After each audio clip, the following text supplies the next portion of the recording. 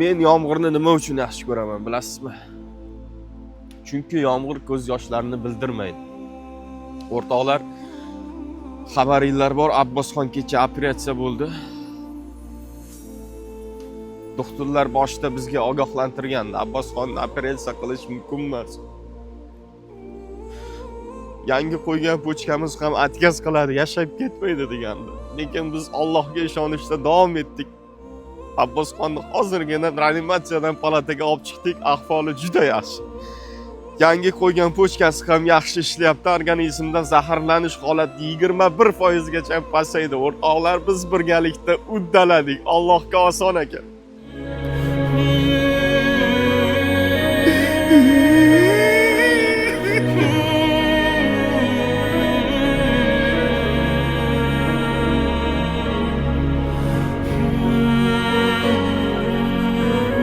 Bitta bolani hayotda qolishiga birgalikda sababchi bo'ldik. Inshaalloh hammamiz oxiratda ajrini olamiz.